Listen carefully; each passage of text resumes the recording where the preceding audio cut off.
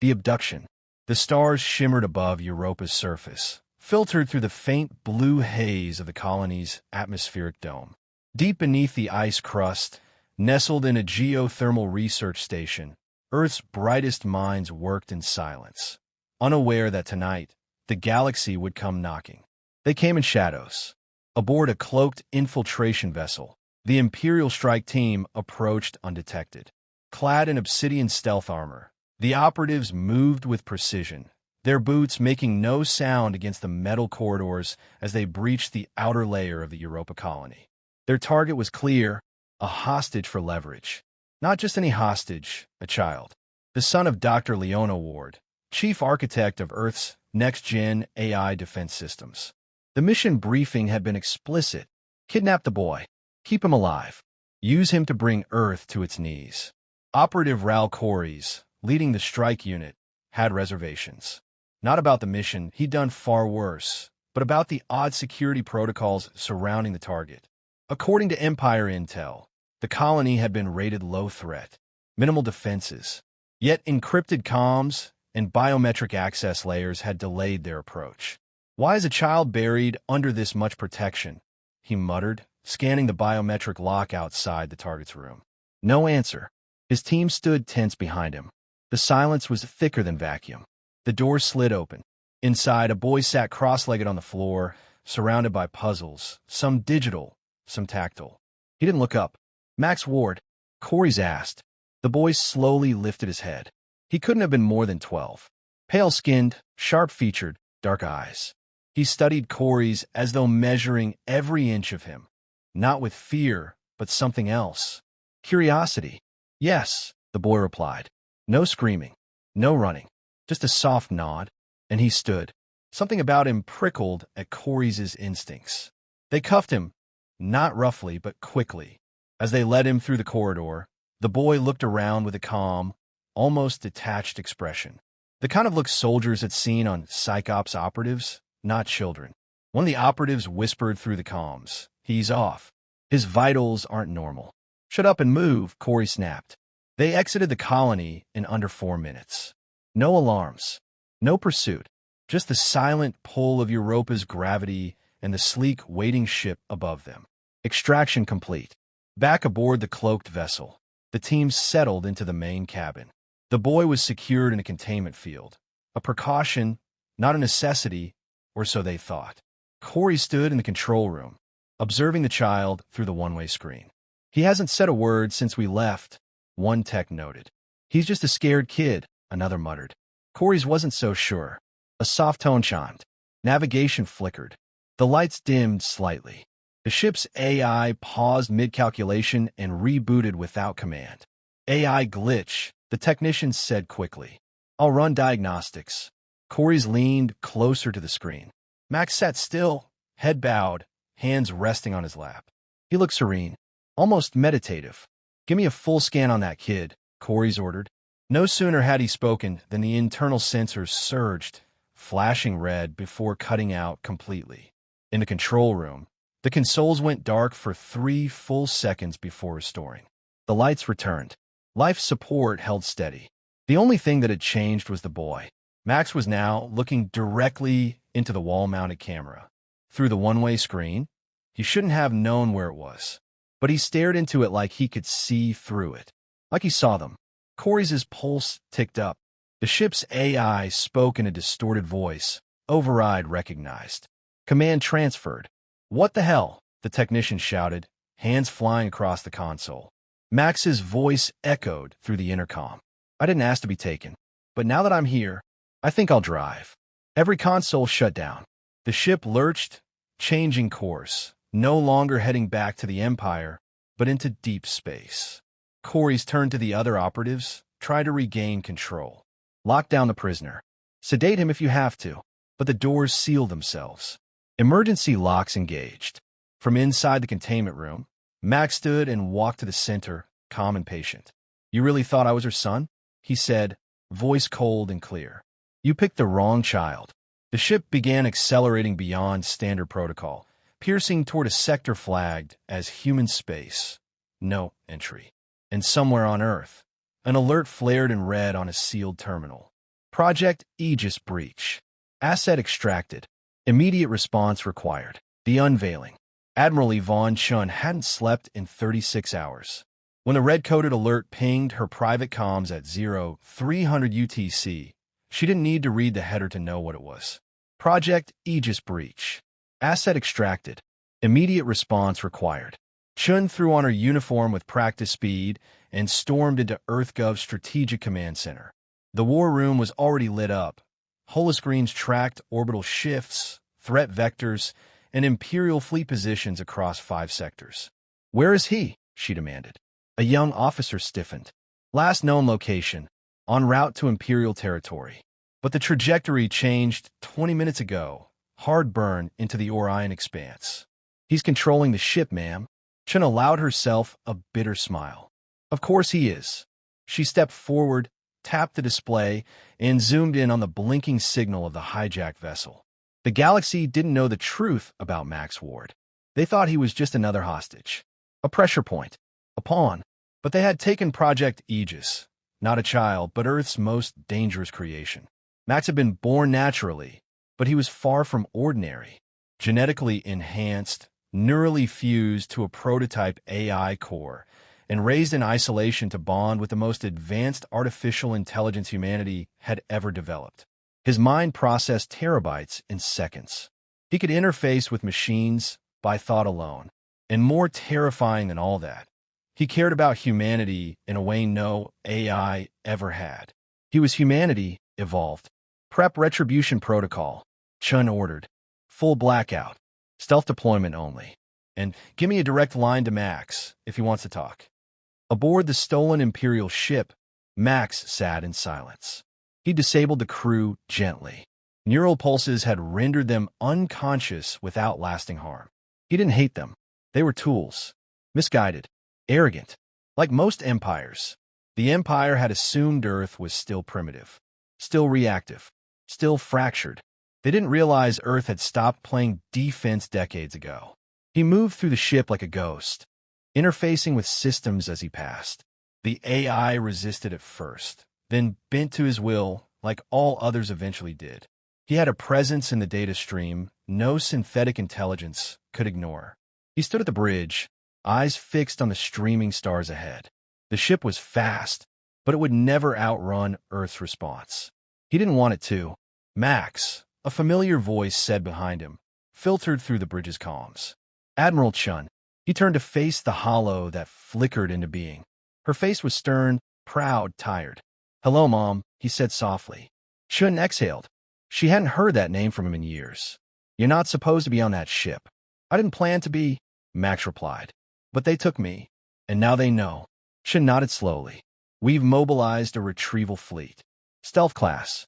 If you hold your course, we can meet in 30 hours. Minimal confrontation." "I'm not just coming home," Max said. His voice was still soft, but it carried weight. "They invaded Earth space. They broke the treaty. They abducted me thinking I was leverage. They don't understand what they've done." "They will," Chun said. "But we do this our way." Max considered that. "Of course. That's why I'm not retaliating, yet." He turned back to the viewport. Below him, the Imperial vessel's internal systems pulsed with code, his code. Across the galaxy, back doors were already opening. He wasn't just hijacking a ship. He was infecting a network. In the Empire's capital on Argoth Prime, panic had begun to bloom. Chancellor Varn stood in the War Council chamber, surrounded by scrambling generals and data analysts. The intercepted logs from the stolen ship had been decoded, and they made no sense. A child had taken over an Imperial warship, crashed their AI, hijacked its navigation. "Are you telling me this is one human child?" Varn snapped. "Not a child," said one intelligence officer, face pale. "A weapon." He pulled up a restricted EarthGov file, decrypted by the virus Max had implanted. Project Aegis. The council chamber fell silent as they read. "No wonder Earth stayed quiet for so long," Varn muttered. "They weren't falling behind. They were evolving." A general leaned forward. "Do we terminate the subject?" "We try," the intelligence officer replied grimly. "But given what he's already done to our systems, I wouldn't recommend it." The lights flickered. The chamber screens blinked. For a second, just a second. Every console displayed the same thing. A boy's face, Max's face, and one sentence: return me or be rewritten. The wrath unleashed. Admiral Chen stood at the helm of the ESS Vanguard, the lead ship of Earth's stealth fleet, watching the stars peel past in silent motion. 10 vessels trailed her, all cloaked, armed, and optimized for surgical strikes. They were ghosts, undetectable, untraceable, and angry. The Empire didn't realize it yet, but humanity had just declared war. Not with noise, not with bluster, with silence, precision, and inevitability. "Time to intercept?" she asked. 6 hours, Admiral, her helmsman replied. She nodded.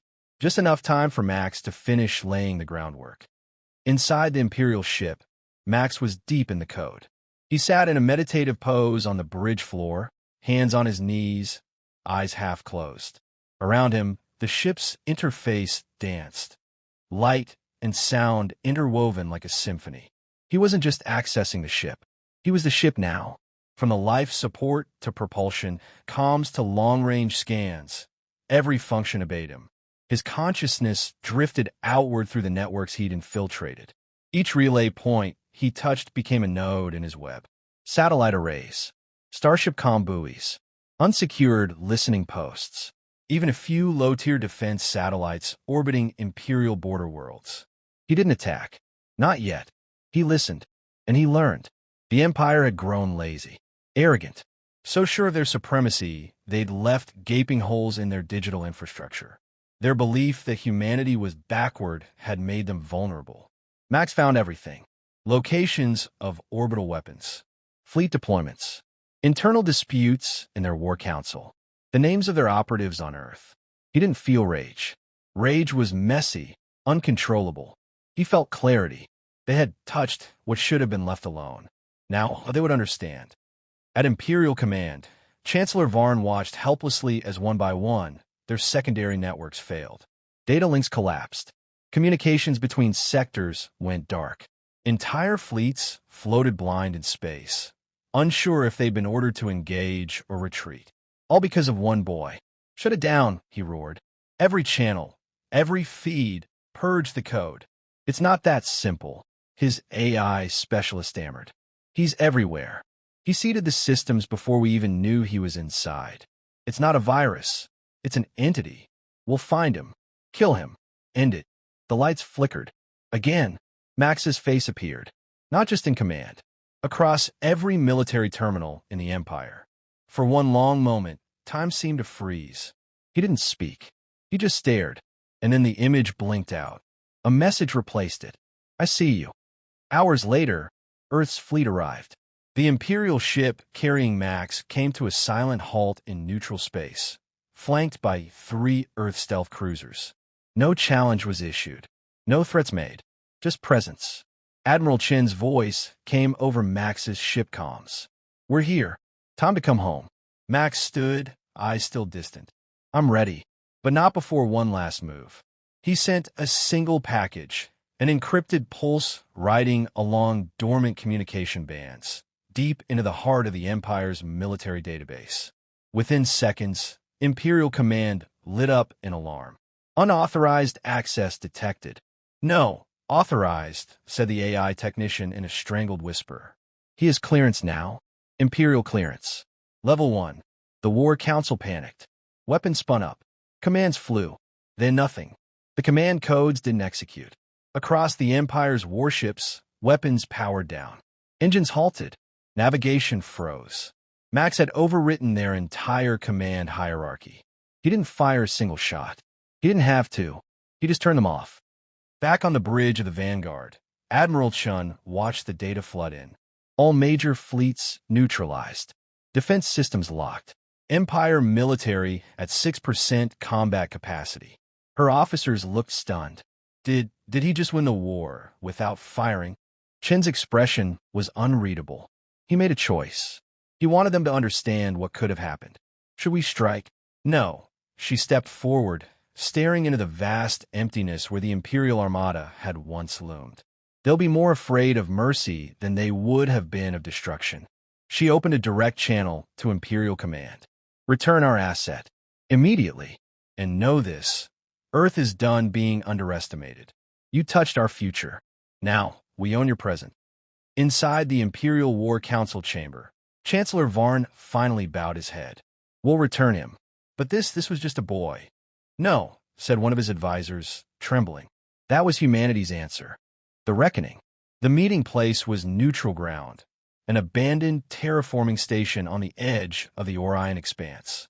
Once a joint project between Earth and the Galactic Empire, it had been mothballed after the first breakdown in diplomatic relations.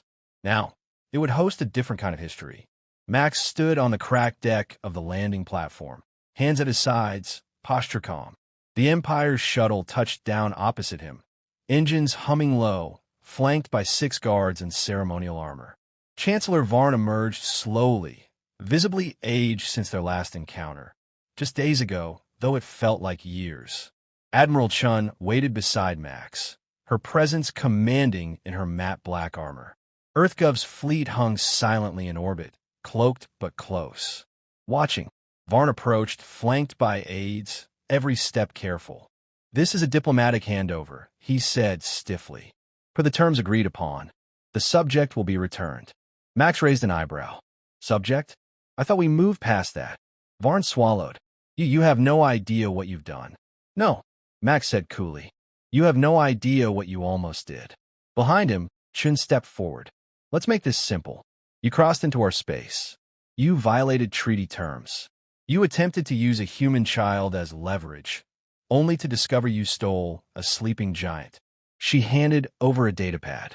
These are the terms of the new peace accord. You'll disband your shadow fleets, vacate contested systems, and grant Earth equal status on the Galactic Council. Varn's eyes widened. This is extortion. This is grace, Max said, stepping forward. You're still standing. Your worlds still have power. Your people still breathe. That's not what happens when humanity really wages war. Varn's hand trembled slightly as he accepted the datapad. Why didn't you destroy us? Because mercy is strategic, Chun replied. And Max is not a weapon. He's a warning. Max turned his gaze upward. Above, in the void, he could feel the satellites now orbiting over every Imperial capital, stealth cloaked, watching. He'd left behind code that couldn't be erased. Not a virus, but a mirror. Every time the Empire considered moving against Earth, they'd see themselves through Max's eyes. Small, predictable, exposed. This isn't the end of anything, he said. It's the beginning of a galaxy where Earth won't be hunted, cornered, or patronized ever again. Varn stared at him, unable to muster a reply. He gave a tight, reluctant nod and turned back toward his shuttle. No threats, no bluster, just silence. They understood now. Back aboard the ESS Vanguard, Max sat in the observation bay, watching stars slide across the reinforced glass. Admiral Chun sat beside him, sipping a steaming mug of synth coffee. You didn't have to go that far, she said after a while. I did, Max replied quietly. They had to see what humanity really is. Not the polite diplomats, not the traitors and colonists. The ones who survived Earth's own fire for centuries before we ever looked up. She studied him. You're still a kid, you know? Even if you outthink us all. I know. But they took that choice from me the moment they touched my mind without permission. A long silence stretched between them. You scared them, she said at last. More than any fleet ever could. I wanted to scare them. Fear makes them hesitate. That buys us time. To do what? Max turned to her, his gaze piercing. To become something they can't ever touch again. Weeks later, back on Earth, Max walked anonymously through a sunlit park. Children laughed, drones buzzed lazily overhead, and the scent of street food drifted through the air. No one recognized him. Not in this form, not with his unassuming clothes and ordinary face. He'd asked for it that way. A small girl tripped near the fountain. Max moved without thinking, catching her before she hit the ground. She blinked up at him. Thanks, mister, she said cheerfully, then ran off. He smiled. A man on a bench nearby, sipping tea, glanced over. Haven't seen you around before. You new here? Max shrugged. Just passing through. You got a name? He considered. "Doesn't matter," he said finally, "as long as they remember not to mess with Earth." And with that, he turned and walked into the crowd, disappearing into the heartbeat of the planet he called home.